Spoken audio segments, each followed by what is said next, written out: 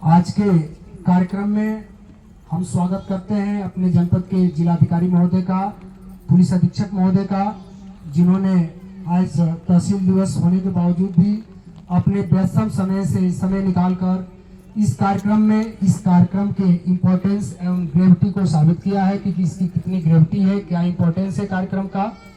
महोदय को इस मंच के माध्यम से सादर अवगत कराना है कि मिशन शक्ति 4.0 को लीड कर रही क्षेत्राधिकारी सदर श्रीमती दीपांशी राठौर मैम, प्रभारी निरीक्षक महिला थाना श्रीमती मंजू सिंह एवं महिला प्रकोष्ठ प्रभारी सुश्री सरोज शर्मा, आप सभी के द्वारा मिशन शक्ति 4.0 के तहत प्रत्येक दिवस कोई न कोई कार्यक्रम आयोजित किए जा रहे हैं, जिस कड़ी में आज आप सभी द्वारा उत्तर प्रदेश शासन के विभिन्न योजनाओं के साथ साथ उत्तर प्रदेश पुलिस के द्वारा नारी सुरक्षा, नारी सम्मान एवं नारी स्वावलंबन के लिए महिला हेल्प डेस्क, शक्ति मोबाइल, शक्ति दीदी, महिला बीट पुलिस अधिकारी, महिला रिपोर्टिंग पुलिस चौकी, मिशन शक्ति कक्ष, महिला संबंधी अपराधों पर त्वरित कार्रवाई, महिला साइबर सेल आदि के बारे में विस्तार से परिचर्चा की गई है।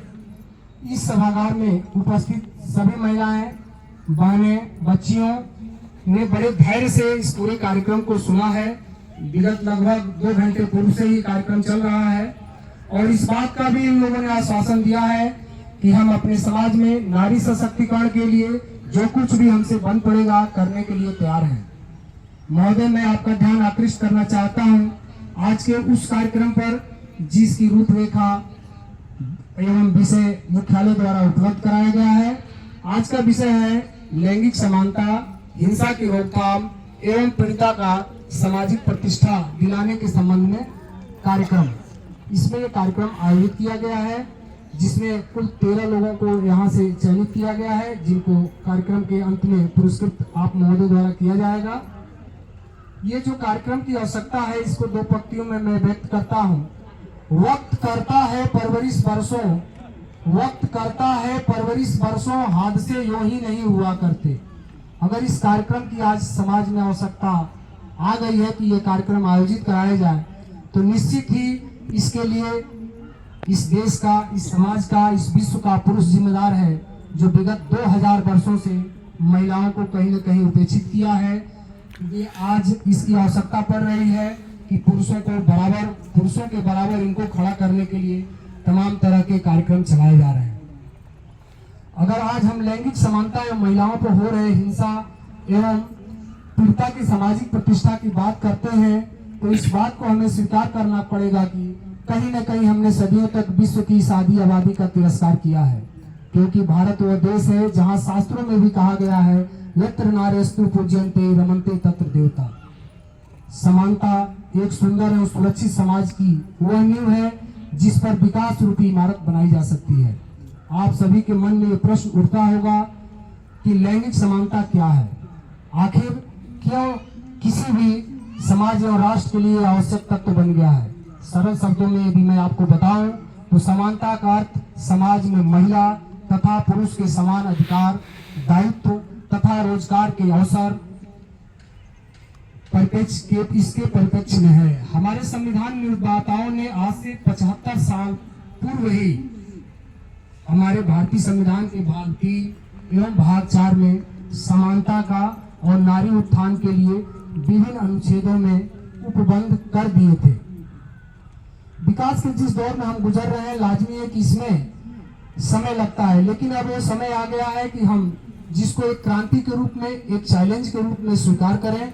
अंतर्राष्ट्रीय स्तर पर भी आपने पेपरों में पढ़ा होगा, अंतर्राष्ट्रीय स्तर पर भी 2015 में संयुक्त राष्ट्र की महासभा ने एजेंडा 2030 तैयार किया था, जिसमें 17 लक्ष्य निर्धारित किए थे, जिसमें लक्ष्य नंबर 5 पर लैंगिक समानता की बात की गई थी, जिसके तहत आज राज्य सरकारों द्वारा भी ये कार्यक्रम खासतौर से उत्तर प्रदेश में चलाए जा रहे हैं।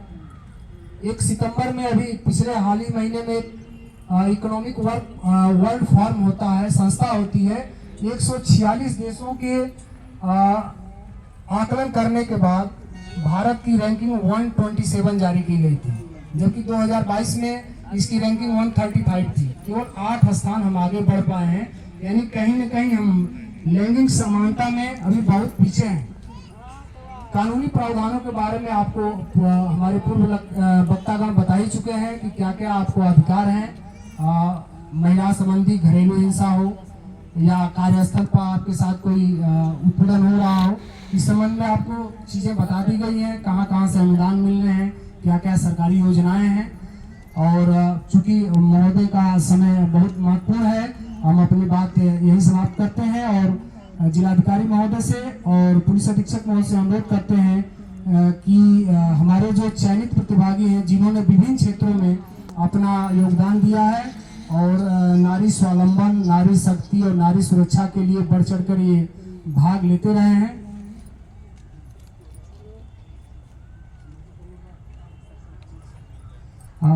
पुरस्कार वितरण से पूर्व मैं श्रीमान पुलिस अधीक्षक महोदय से अनुरोध करूंगा कि हमारी बहनों को इस कार्यक्रम के बारे में 2 शब्द अपने आशीर्वचन देने का कष्ट करें।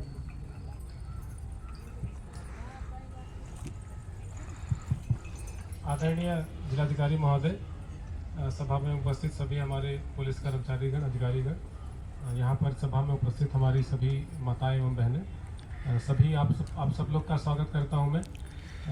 आपको हृदय की गहराइयों से मैं धन्यवाद देता हूँ। इतने अल्प समय में आपको आमंत्रित किया गया, आप सभी लोग इस सभा में उपस्थित हुए।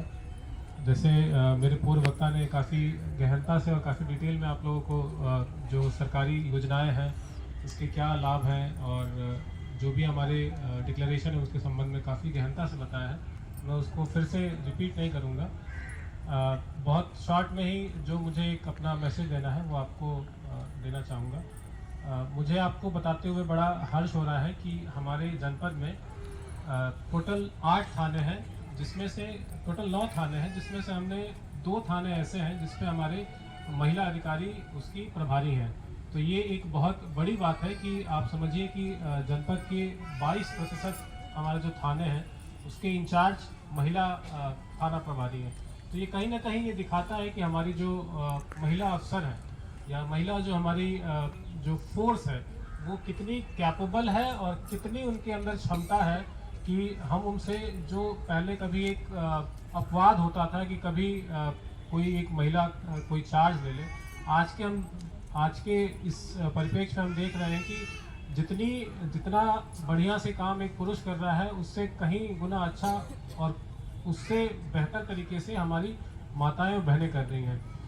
साथ के साथ आप सब लोग को बताते हुए मुझे बहुत हर्ष हो रहा है कि हमारे डीएम सर के नेतृत्व में जो हमारा जनपद संत कबीर नगर है, हमने प्रण लिया है कि इस जनपद को हम सेफ सिटी के रूप में हम बनाएंगे।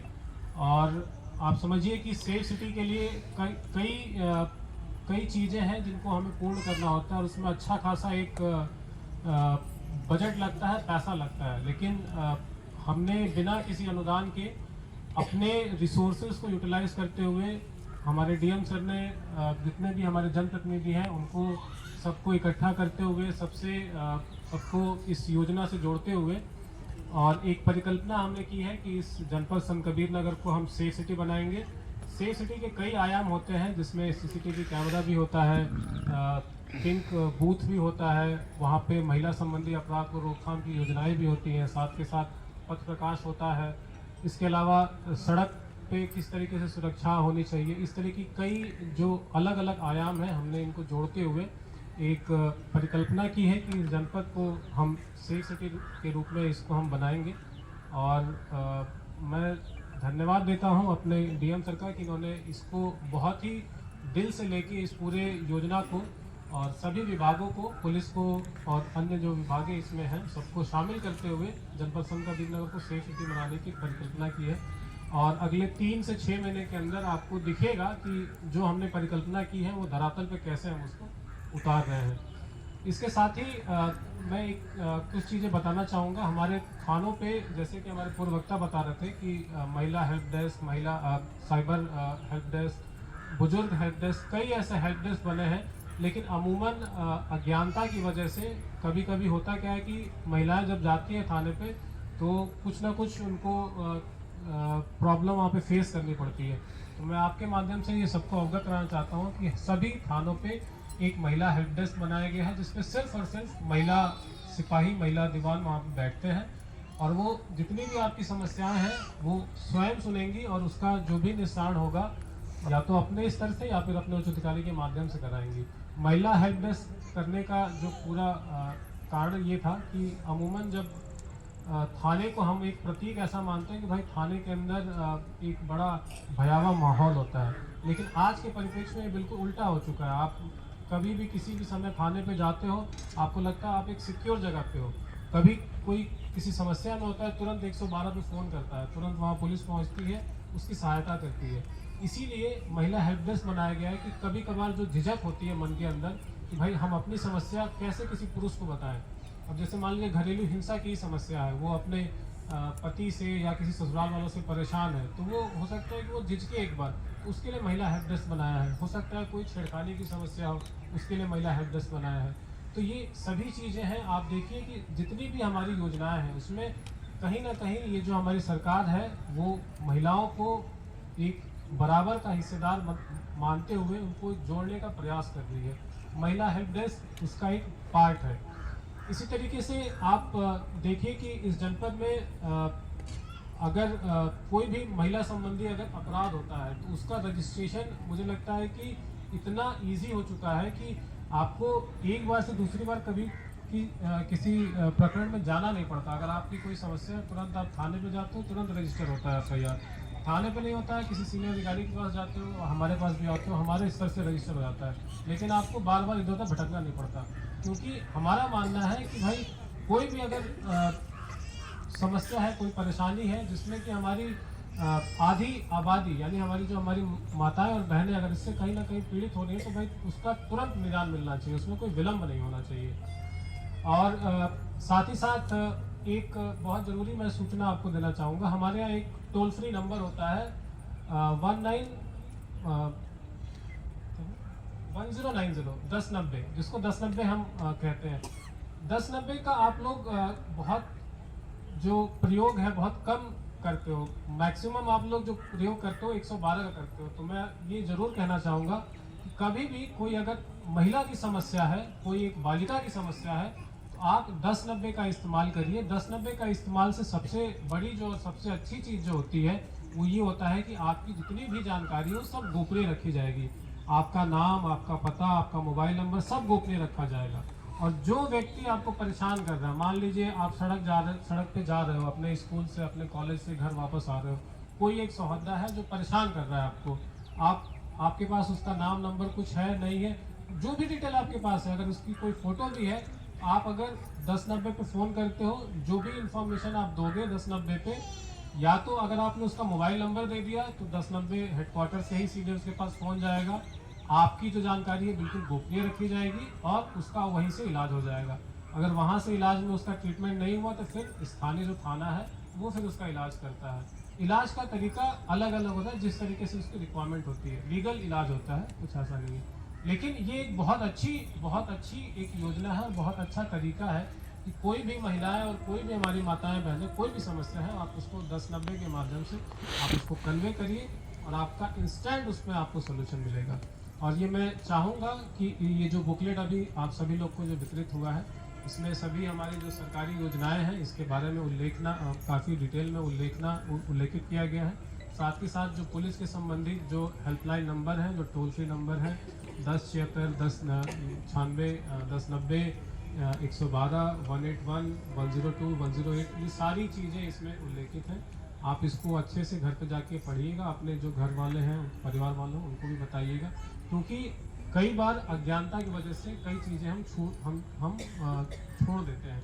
तो मेरा मानना है कि जितना ज़्यादा हम प्रचार प्रसार करें अपनी जितनी भी सरकारी योजनाएं हैं और जितना ज़्यादा उससे हम लाभ उठाएं, जितना हम लाभान्वित हो उतना ही ज़्यादा वो हमारी योजना सफल होगा। मुझे इतना ही कहना था। अब मैं आदरणीय हमारे जिलाधिकारी महोदय से निवेदन करूँगा कि अपने शब्दों से आपको आपका मार्गदर्शन। बहुत बहुत धन्यवाद। सबसे पहले तो मैं कप्तान साहब का धन्यवाद दूंगा कि उन्होंने बहुत ही विस्तार से उन सारी बातों को जो है आपके सामने ठीक से रखा और सारी बात आपको बताई कि क्या क्या सरकार कर रही है, क्या क्या जनपद स्तर पे पुलिस विभाग कर रहा है, बाकी अन्य विभाग कर रहे हैं। या हम लोग एक टीम के रूप में क्या क्या काम कर रहे हैं, सारी बातें आपने चूँकि बता दी हैं तो उनको रिपीट करने की आवश्यकता मुझे नहीं लगती है, लेकिन 2-3 बातें जो मैं ऐड करना चाहूँगा। एक तो आज का जो थीम है वो लैंगिक समानता की बात की है यहाँ पे। जितने भी हमारी माता बहनें यहाँ बैठी हुई हैं, ये लैंगिक समानता क्या होती है, इसको थोड़ा सा अगर आप विस्तार में समझेंगे तो कई लोग इसमें कंफ्यूज रहते हैं और कई लोगों को ये दिमाग में भ्रम रहता है कि इसका मतलब क्या होता है। क्या इसका मतलब ये है कि अगर एक पुरुष जो है मान लो कि 100 किलो वजन उठा सकता है, तो क्या महिला को भी 100 किलो वजन उठाने की बात की जा रही है? क्या ये लैंगिक समानता है? नहीं है ना। तो यही चीज़ें आज का सेशन में आप लोगों को दूर करनी है और अपने परिवार में, अपने बाकी जगह पर समझाना है कि लैंगिक समानता का मतलब क्या होता है। एक प्रकृति ने हमको बनाया है महिला के रूप में, पुरुष के रूप में, वो हमेशा अलग ही रहेंगे, लेकिन पैदा होने के बाद में किसको किस प्रकार के मौके मिल रहे हैं, उन मौक़ों की समानता की बात चल रही है यहाँ पे।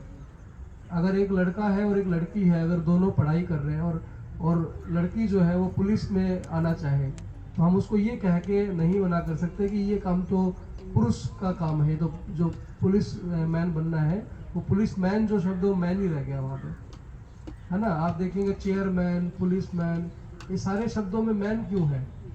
क्योंकि परंपरागत रूप से ये मान लिया गया है कि सारे काम जो है पुरुष करेंगे और महिला जो है वो घर पे काम करेंगी। ये इस तरह का एक वो बनाया गया ऐतिहासिक रूप से, तो उसको बदलने की ज़रूरत है। तो आजकल इसलिए आप देखेंगे, जैसे क्रिकेट जो लोग देखते हो या क्रिकेट को जानते होंगे, वहाँ बैट्समैन कहते हैं। अब एक लड़कियों का क्रिकेट भी स्टार्ट हुआ तो वहाँ पे भी कह रहे हैं कि ये बैट्समैन है। ये कैसे संभव है कि एक महिला भी जो है बैट्समैन है? तो बाद में उस शब्द को चेंज करना पड़ा। अब उसका सही शब्द जो है वो बॉलर और बैटर है। आजकल अब बदल गया थोड़ा।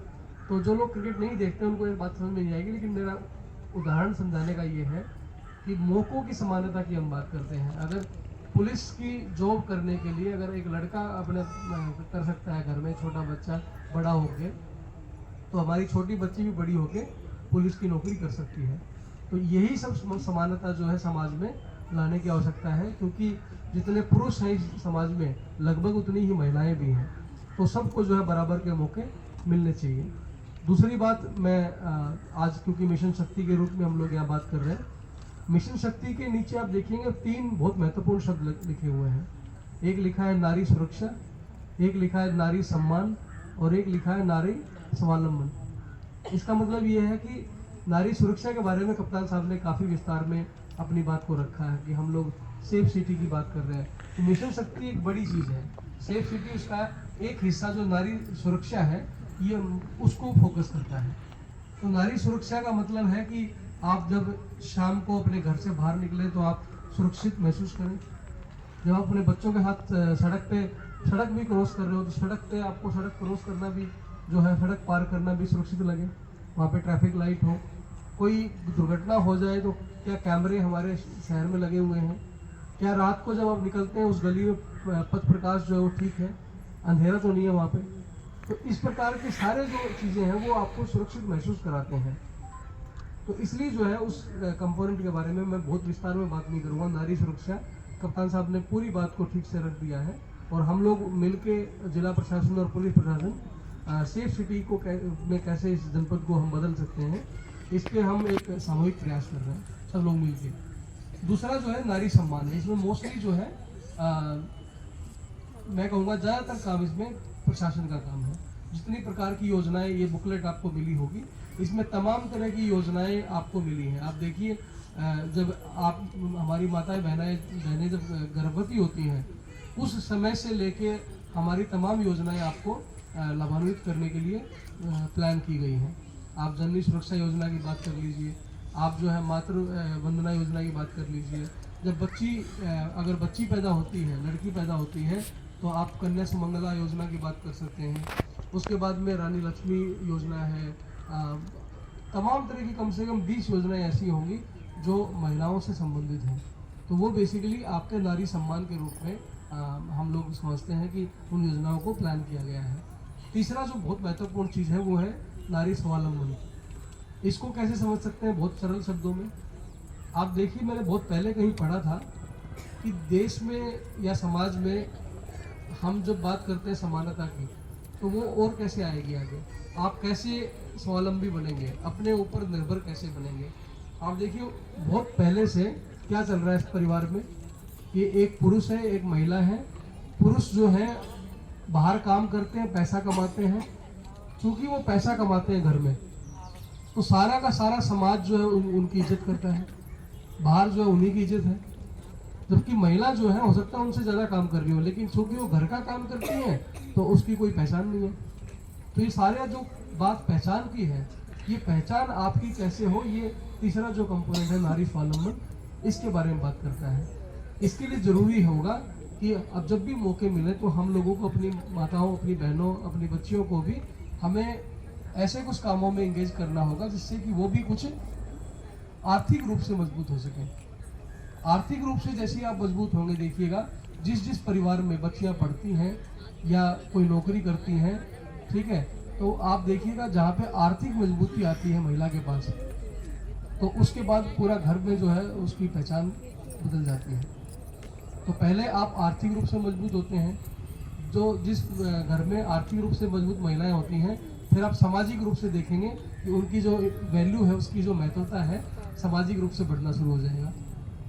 पड़ोस में महिलाएं आएंगी, पड़ोस के लोग आएंगे तो बात करेंगे नहीं, वो कहेंगे नहीं ये जो लड़की है ये बहुत अच्छी है, ये समाज में अच्छा काम कर रही है।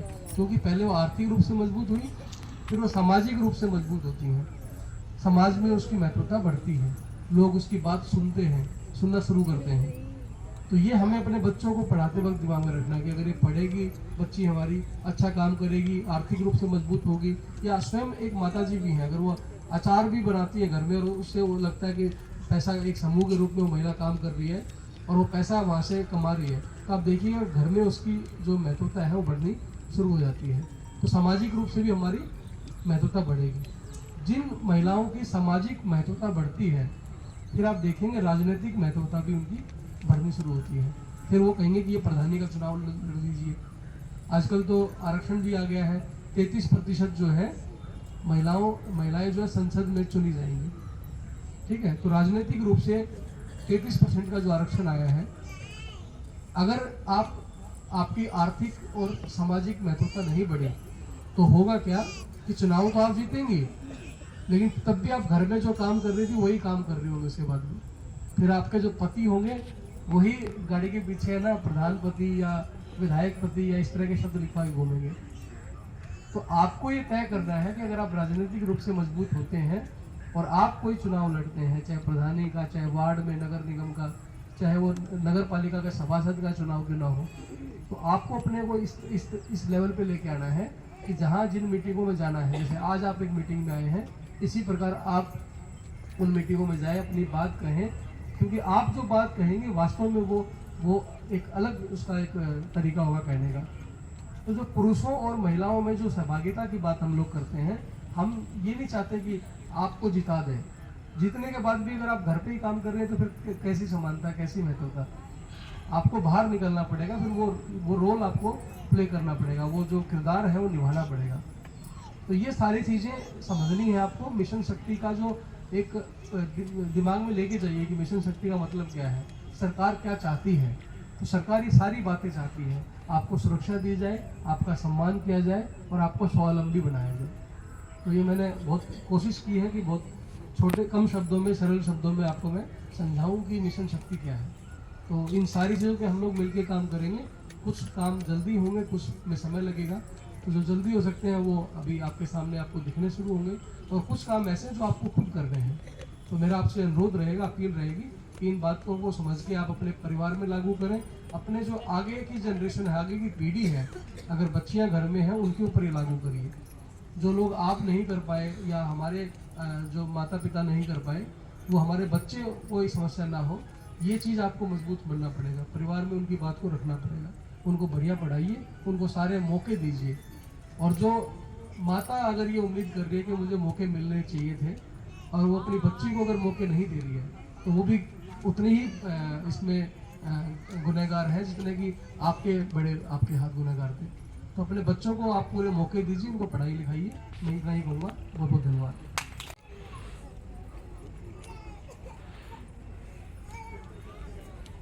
डॉक्टर सोलोनी श्रीवास्तव मैम ने चिकित्सक हैं, वीरांगना रानी लक्ष्मीबाई हॉस्पिटल में कार्यरत हैं और इन्होंने अपने क्षेत्र में महिला उत्थान के लिए बड़ा काम किया है।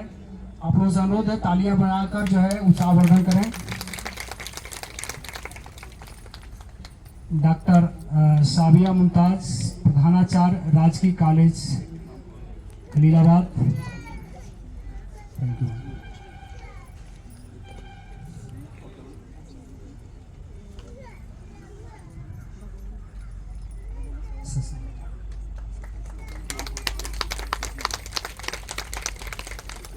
श्रीमती शशि वर्मा, जिला अध्यक्ष राष्ट्रीय सनातन संघ।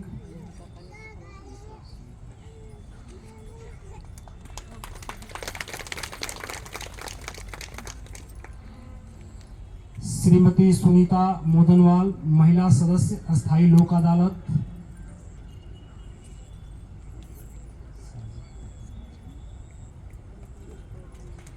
श्रीमती साजिदा खातून, सभासद पुरानी तहसील खलीलाबाद।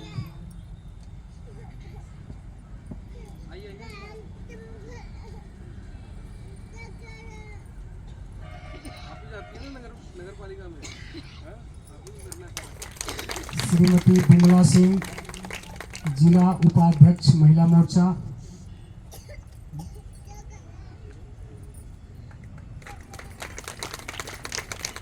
श्रीमती मंजू देवी, मोदी मिशन से जुड़ी हुई हैं।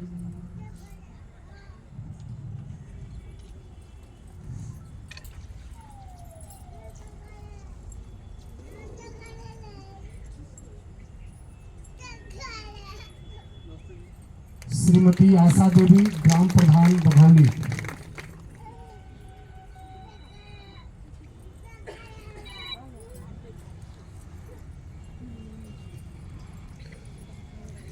इसके बाद श्रीमती संजू, बीडीसी ग्राम बघौली।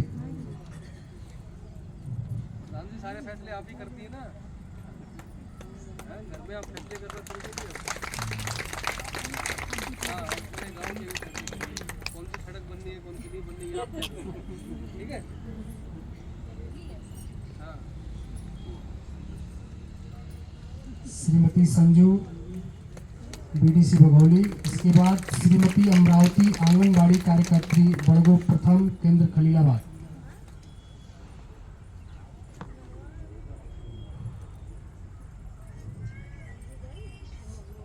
श्रीमती जुबैदा खातून, ग्राम प्रहरी धौराड़ा पश्चिम पूर्वा खलीलाबाद।